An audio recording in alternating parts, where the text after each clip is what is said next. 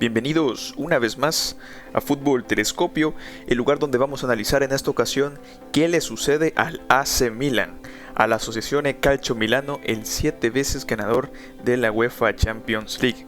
Y hay varios puntos a tocar, varios puntos a tomar en cuenta después de esta mini crisis que tuvo, y es una crisis bastante aguda, porque hay que decirlo que para un equipo italiano que por tradición histórica y por escuela de fútbol se caracteriza ya no el catenaccio de antes, de los 90s, de los 80s y de los 2000 incluso, sino que es un fútbol más dinámico. Aún así, los equipos italianos siempre se han caracterizado por tener una defensa muy buena, por tener una saga central que proteja y que brinde seguridad al cancerbero.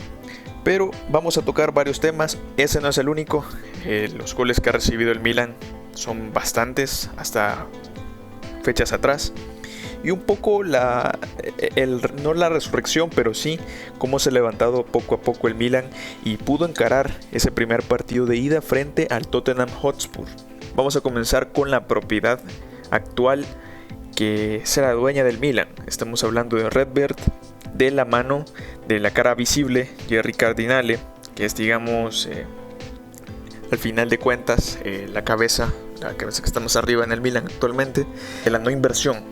No lo quería llamar así, pero es un problema que sí se está viendo, no solo en el fondo de banquillo, sino que para ser un cuadro campeón, porque recordemos que el Milan aún ostenta el parche del Scudetto en su pecho, y esto se ve muy mal, porque el fondo de banquillo en un Milan que siempre ha sido afectado por las lesiones, bueno, no solo el Milan, sino que cualquier equipo promedio de Europa, un club que tenga este nivel de exigencia, que esté participando actualmente en 3 competencias. El Milan ya fue eliminado de Copa Italia, pero estoy poniendo en tela el primer tramo de la temporada, el premundial, los primeros 6 meses. Uno está viendo y está analizando de que falta mucha gente.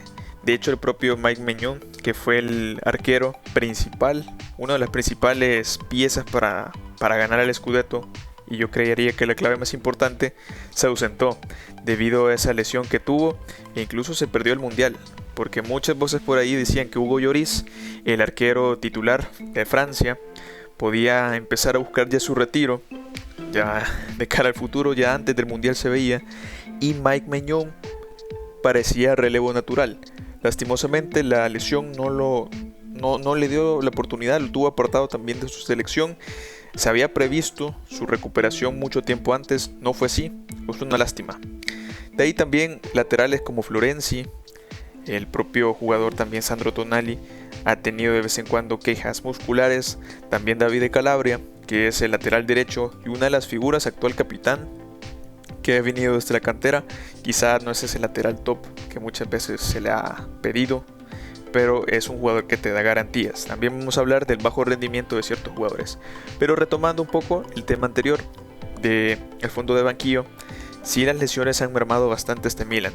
En el lugar de Maignan tuvo que ir Ciprián Tataruzanu, que es un arquero bastante discutido, la afición no lo quiere. Bueno, los números no nos van a dejar mentir. Sí tiene un registro bastante malo, no brinda mucha seguridad, lastimosamente, aunque sí ha estado de repente, hay tramos de la temporada en donde sí ha aportado su granito de arena.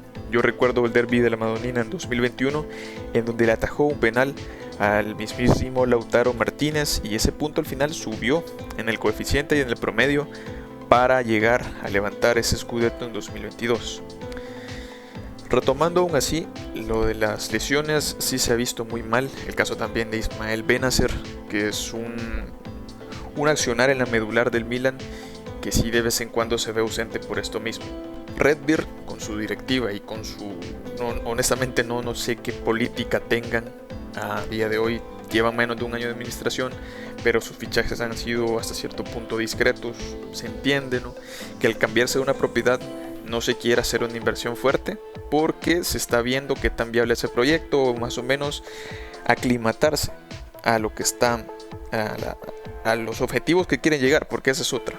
¿Qué objetivos tiene esta nueva directiva con el Milan?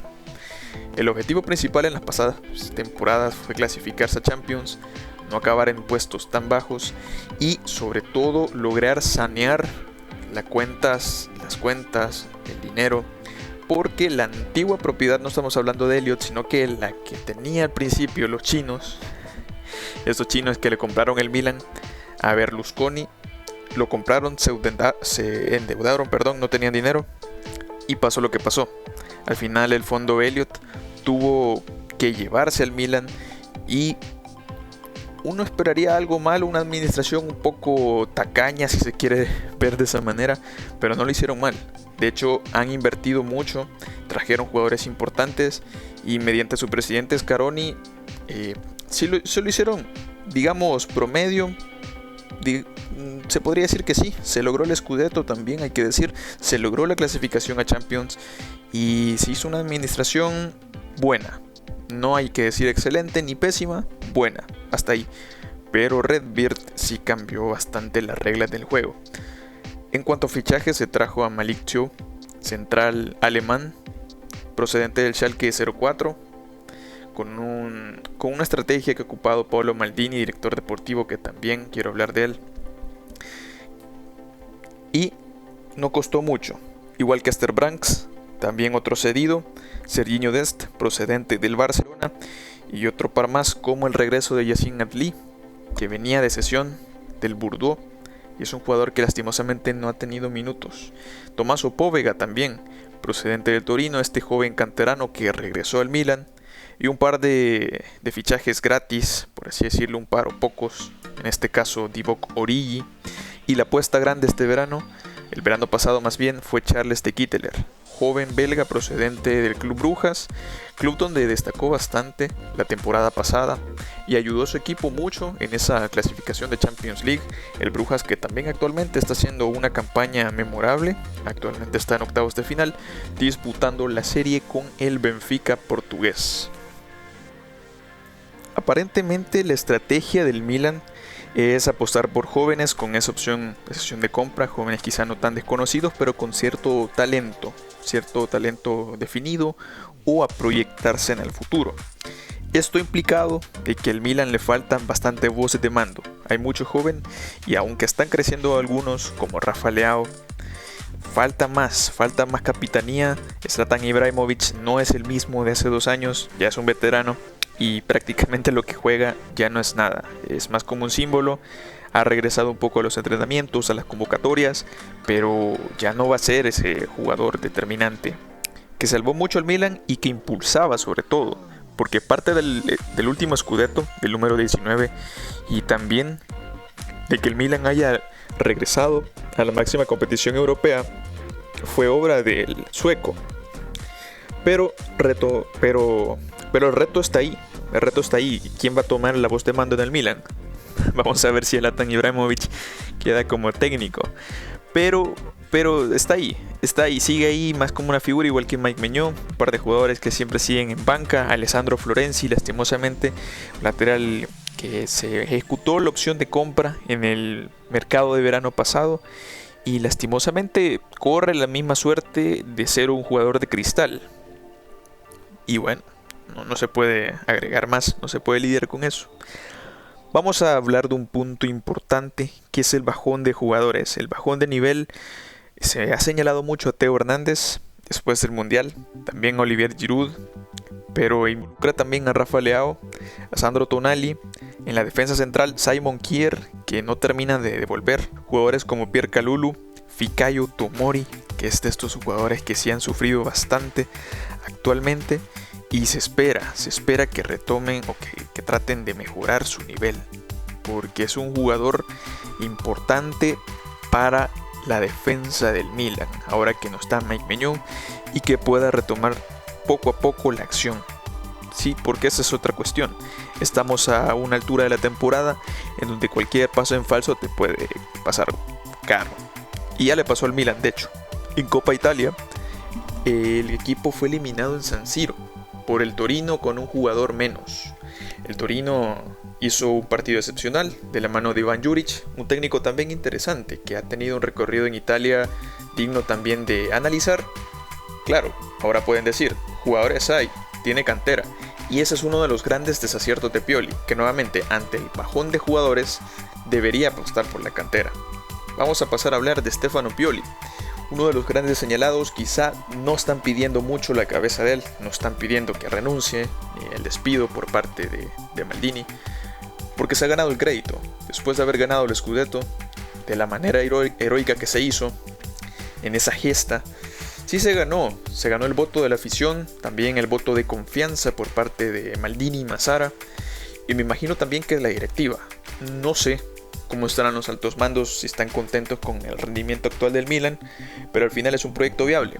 Uno se pregunta, ¿qué hacen con tanto dinero? Claro, con tanto patrocinio que ingresan, también por haber clasificado a los octavos de final, que es un punto importante. Dentro de todo lo malo que le está pasando al Milan esta temporada, han accedido a octavos de final de la Champions, algo que no se lograba en mucho tiempo, y poco a poco se está logrando ese objetivo, que ir subiendo un poco la vara prácticamente temporada a temporada, y ese renacimiento que vamos a ver si tiene un tope. Con esta directiva vamos a ver si se mantiene y no se estanca, que creo que ese es el máximo miedo de la afición rosonera, y vamos a tratar de brindar un poco de luz en este caso.